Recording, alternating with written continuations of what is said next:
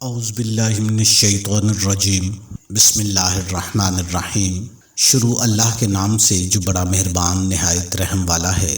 لاکھوں کروڑوں درود حضور نبی کریم صلی اللہ علیہ وآلہ وسلم پر اور ان کی آل پر۔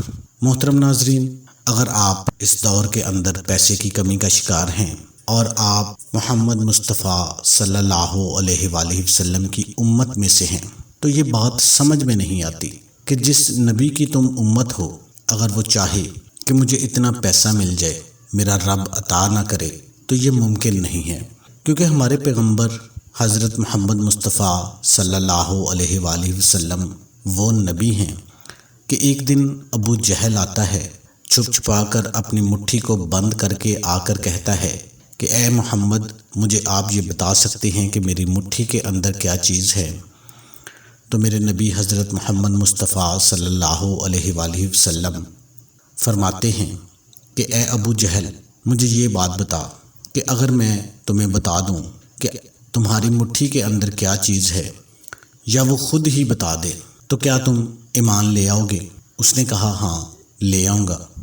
تو نبی پاک صلی اللہ علیہ وآلہ وسلم نے فرمایا کہ اب میں بتاؤں کہ یا وہ چیز بتائے جو تمہاری مٹھی میں ہے، وہ خود بول کر کہے کہ میں کیا ہوں؟ تو وہ مشرک تھا، وہ حق اور سچ کو مانتا نہیں تھا، اس کے باوجود اندر سے اس کی کایا ایک لمحے کے لیے پلٹ گئی تھی۔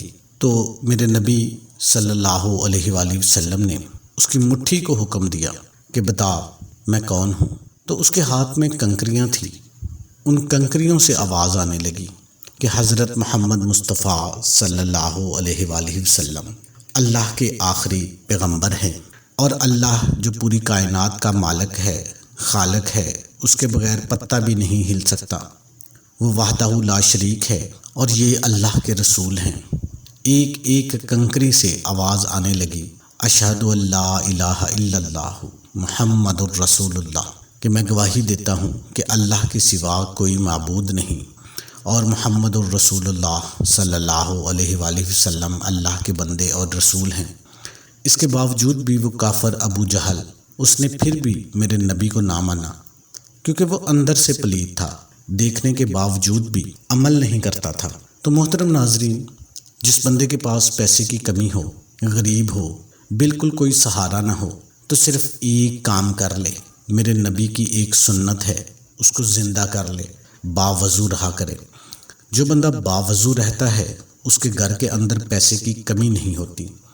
تو میرے بھائیوں، دوستوں، میری ماؤں، بہنوں، بیٹیوں، محمد مصطفیٰ جو ہمارے آخری پیغمبر ہیں، جن کو ہم نے مانا ہے، دل سے مانا ہے، اگر ہم نے دل سے مانا ہے تو پھر اس بات پر آنا پڑے گا، اور اگر دل سے نہیں مانا، دل نہیں کرتا کہ آپ باوضو رہیں، تو آپ یہ کیسے دعویٰ کر سکتے ہیں کہ آپ مسلمان ہیں؟ سب سے پہلے آپ کو اپنی ہر چیز میرے نبی کے حوالے کرنی پڑے گی، میرے نبی کی سنت پر عمل کرنا پڑے گا۔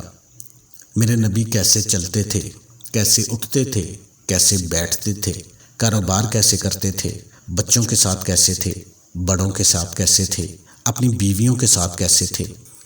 تو ایک تو آپ نے باوضو رہنا ہے، دوسرا آپ نے اللہ کا ایک نام ہے یا مجیدو، اس کا آپ نے ایک وظیفہ کرنا ہے، کسی بھی نماز کے بعد آپ کر سکتے ہیں۔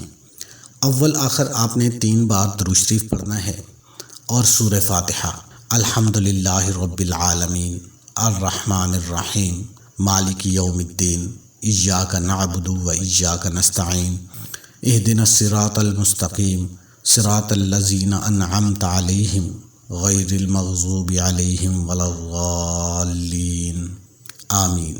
اور 3 مرتبہ آپ نے سورہ اخلاص پڑھنی ہے، قل هو اللہ احد اللہ الصمد لم یلد ولم یولد ولم یکن لہ کفوا احد۔ یہ ایسی سورہ مبارکہ ہے، سورہ اخلاص، جس میں اللہ کی وحدانیت بیان کی گئی ہے، اللہ کی پاکی، اللہ کی بڑائی، اللہ کی تعریف بیان کی گئی ہے۔ اس کو آپ نے 3 مرتبہ پڑھ لینا ہے، اور اللہ کا ایک صفاتی نام ہے یا مجیدو، اس کی ایک تسبیح آپ نے پڑھ لینی ہے۔ ایک تسبیح پڑھنے کے بعد آپ نے دوبارہ پھر درود شریف پڑھ لینا ہے۔ درود شریف پڑھنے کے بعد آپ نے اللہ پاک سے گڑ گڑا کر دعا مانگ لینی ہے۔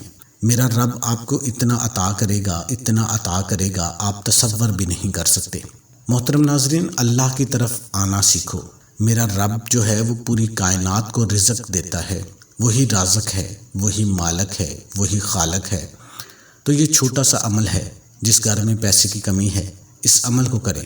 میرا رب اس بندے کے گھر کے حالات کو اتنا بہتر کر دے گا کہ 7 نسلیں بھی سنور جائیں گی، 7 نسلوں تک اس کے گھر میں پیسے کی کمی نہیں ہوگی۔ نماز کا اہتمام آپ نے لازمی کرنا ہے۔ اللہ پاک ہم سب کو عمل کی توفیق عطا فرمائے۔ تمام دوستوں سے گزارش ہے کہ اللہ کے 99 ناموں میں سے ایک نام کمنٹ میں ضرور ٹائپ کریں۔